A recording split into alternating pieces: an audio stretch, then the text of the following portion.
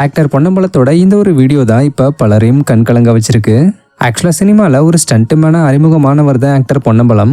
அதுக்கப்புறம் ஒரு எக்ஸ்ட்ரா ஃபைட்டரா திரைக்குள்ள நுழைஞ்சி அபூர்வ சகோதரர்கள், மைக்கேல் மதன காமராஜன் போன்ற படங்கள்ல சின்ன சின்ன கேரக்டர்ஸ்ல நடிச்சதன் மூலமா தன்னை ஒரு நடிகரா மக்களுக்கு காட்டி, அப்புறம் வால்டர் வெற்றிவேல் படம் அவருக்கு ஒரு திருப்புமுனையா அமைய, அதை தொடர்ந்து நாட்டாமை, முத்து மற்றும் அமர்க்களம் போன்ற படங்கள் மூலமா தன்னுடைய வில்லத்தனத்தையும் வெளிப்படுத்தியிருந்தாரு. இதுல நிறைய பேருக்கு தெரியாத ஆச்சரியம் அளிக்கக்கூடிய விஷயம் என்னன்னா, முதல் எச்சரிக்கை மற்றும் அம்மையப்பா போன்ற படங்கள்ல பொன்னம்பலம் லீட் ரோல்லையும் நடிச்சிருக்காரு. பட் அவருக்கு அது சரியா ஒர்க் அவுட் ஆகாததால திரும்பவும் வில்லனிசத்துக்குள்ளேயே இறங்கியிருந்தாரு.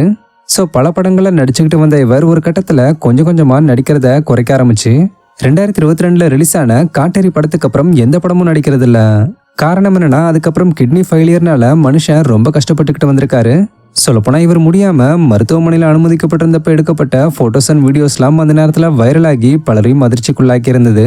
மேலும் அதுக்கப்புறம் அந்த பிரச்சனையை சரி செய்ய முடியாத அளவுல பண பிரச்சனையில இருந்தப்ப ஆக்டர் சரத்குமார், தனுஷ், அர்ஜுன் மற்றும் சிரஞ்சீவி போன்ற நடிகர்கள்லாம் முன்வந்து அவருக்கு பண உதவி செஞ்சு ஆபத்துல இருந்து காப்பாத்திருந்தாங்க.